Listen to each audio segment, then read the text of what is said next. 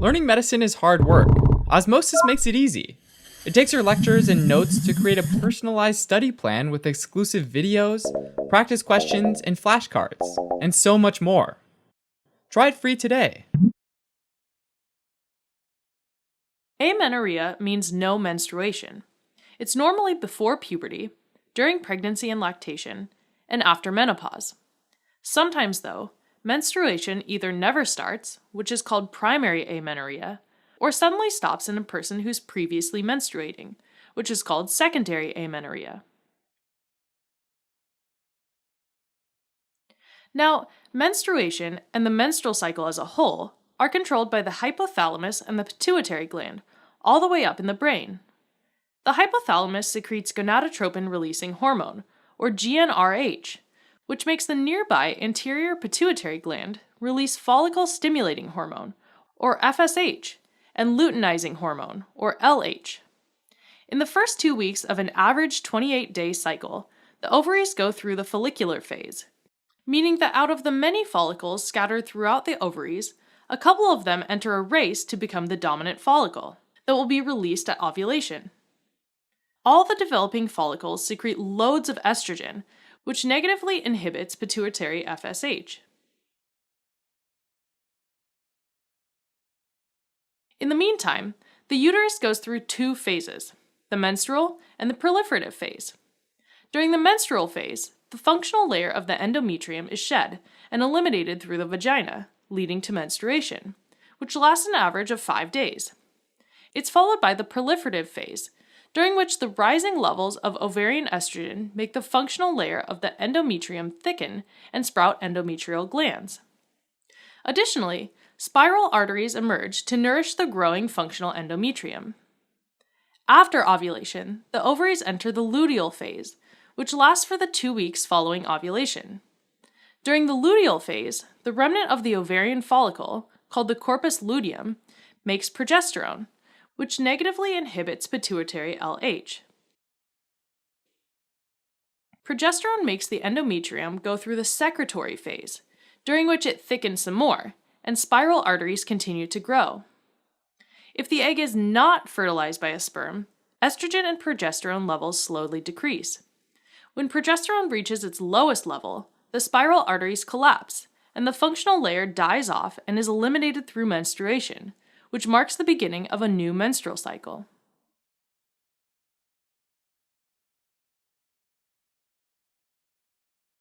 Okay, now coming back to amenorrhea. Primary amenorrhea is when a female hasn't had her first menstruation, called menarche, by age 16, despite normal growth and having started puberty. Primary amenorrhea is also suspected when a female hasn't had menarche by age 13 and doesn't show signs of puberty, which include developing secondary sexual characteristics like breasts. The most common cause of primary amenorrhea is Turner syndrome, where one X chromosome is either completely or partially absent. The most common karyotype is 45X, which means the person has 45 chromosomes, of which only one is an X chromosome. With Turner syndrome, the ovaries are replaced by streaked gonads, or functionless fibrous tissue. This happens because the missing X chromosome leads to accelerated ovarian follicle depletion, so that by 2 years old, none are left, essentially causing menopause before menarche. No ovarian follicles also means no estrogen and progesterone, which leads to high levels of FSH and LH.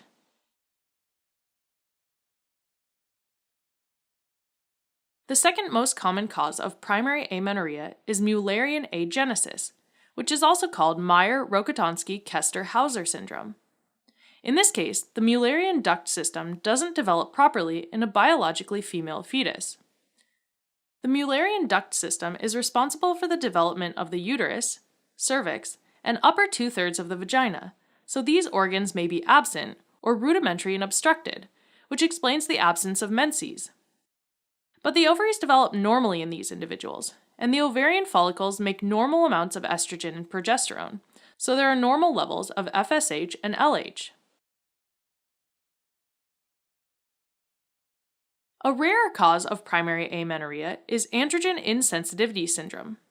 In this case, the individual is biologically male, which means they have a 46XY karyotype, but their androgen receptors don't respond to testosterone.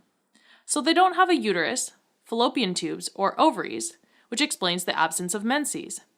But they have testicles, which are usually in the abdomen or inguinal canal, and they make up the normal amount of testosterone for a biologically male individual. So FSH and LH levels are normal.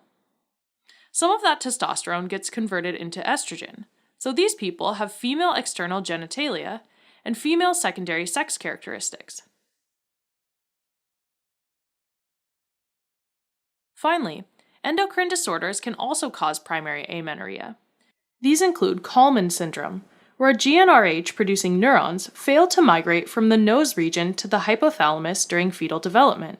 This causes low levels of GnRH, FSH, and LH, and, as a consequence, low estrogen, so puberty either never starts or is incomplete. Okay, now let's switch gears and look at causes of secondary amenorrhea, which is defined as no menstrual bleeding for at least 3 normal menstrual cycles in a female who previously had regular cycles, or for 6 months for females who used to have irregular cycles. There are many causes of secondary amenorrhea, and when they occur before menarche, all of these can also cause primary amenorrhea. The most common cause of secondary amenorrhea is pregnancy. Next, there's functional hypothalamic amenorrhea, which is when there's a decrease in GnRH secretion, leading to low levels of LH, FSH, and estrogen. Often, this is due to weight loss from anorexia, nutritional deficiencies like excessively low fat consumption, prolonged periods of strenuous exercise, or severe physical or emotional stress.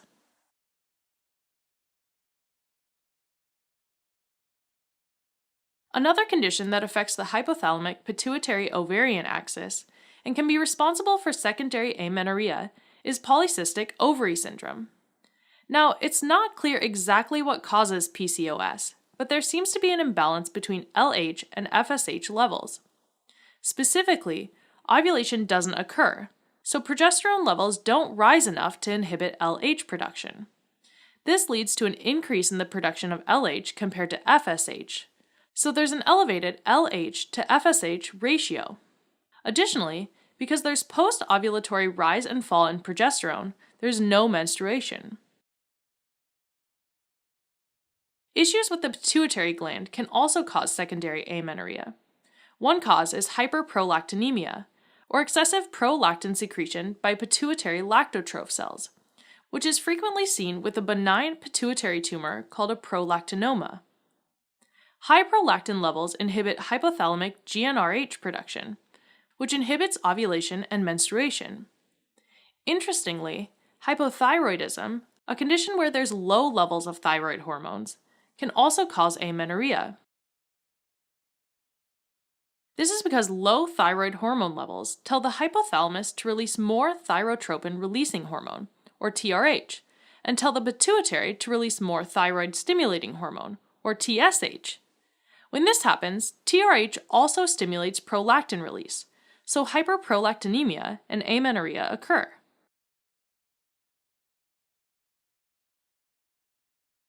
Now, sometimes, secondary amenorrhea can occur because of premature ovarian failure, which is when the ovarian follicles undergo accelerated atresia and get depleted before the age of 40, resulting in early menopause. This leads to low serum estrogen and high FSH and LH. Finally, a structural cause of secondary amenorrhea is intrauterine adhesions, or Asherman syndrome, which is when there's scar tissue inside the uterine cavity, typically in a female that's undergone uterine instrumentation in the past. Amenorrhea can occur because there's so much scar tissue that there's no functional endometrium left, or because the presence of scar tissue makes the endometrium refractory to hormonal stimulation. The one symptom of both primary and secondary amenorrhea is, well, the absence of menstruation. Additional symptoms depend on the cause. Individuals with Turner syndrome have a short stature, absent secondary sex characteristics, and a wide or webbed neck. Eulerian agenesis might cause dyspareunia, or painful sexual intercourse, and infertility. With androgen insensitivity syndrome, individuals typically have sparse body hair and little to no pubertal acne. With Kallmann syndrome, there may be anosmia, or absent sense of smell, because the neurons responsible for olfaction are closely related to the ones that release GnRH. With functional hypothalamic amenorrhea, due to anorexia, there's significant weight loss and decreased bone density, which can cause fractures. With polycystic ovary syndrome, the ovarian follicles secrete too much testosterone, causing hirsutism, or excessive hair growth on the chin and upper lip, chest, and back. With a prolactinoma, there might be galactorrhea, or abnormal milk production. With premature ovarian failure, there may be additional symptoms like hot flashes or vaginal dryness. With intrauterine adhesions, there could be infertility. The first step in diagnosing primary or secondary amenorrhea is to rule out pregnancy with a pregnancy test. If that's negative, diagnosis requires serum levels of FSH, LH, estrogen, prolactin, TSH, and testosterone. A karyotype can be done for Turner syndrome and androgen insensitivity syndrome. An ultrasound can show if there are structural issues with the vagina and the uterus, which suggests Mullerian agenesis, or if there's no uterus and intra-abdominal testicles are found, that suggests androgen insensitivity syndrome. Intrauterine adhesions can be visualized through hysteroscopy. Treatment depends on the underlying condition. Hormone replacement therapy, like combined oral contraceptives, can be useful for individuals with Turner syndrome, polycystic ovarian syndrome, or premature ovarian failure. For a prolactinoma, dopamine agonists like cabergoline can be used because they inhibit prolactin secretion just like dopamine naturally would, and they shrink the adenoma. Surgery can be used to remove intrauterine adhesions and to help correct some of the structural issues in Mullerian agenesis. In some cases, psychotherapy can also be useful, as well as treatment for the related fertility issues. Alright, as a quick recap, amenorrhea is the abnormal absence of menstruation in females of reproductive age. It can be primary, in which menstruation never started, or secondary, in which case regular menstruation has stopped in a female who was previously menstruating. Causes of primary amenorrhea include Turner syndrome, Mullerian agenesis, androgen insensitivity syndrome, and endocrine disorders like Kallmann syndrome. Causes of secondary amenorrhea can also cause primary amenorrhea, and they include functional hypothalamic amenorrhea, polycystic ovary syndrome, hyperprolactinemia, premature ovarian failure, and Asherman syndrome. Other associated symptoms, serum FSH, LH, estrogen, and testosterone, as well as an ultrasound or a karyotype, can be used to identify the underlying condition. Thanks for watching. If you're interested in a deeper dive on this topic, take a look at osmosis.org, where we have flashcards, questions, and other awesome tools to help you learn medicine.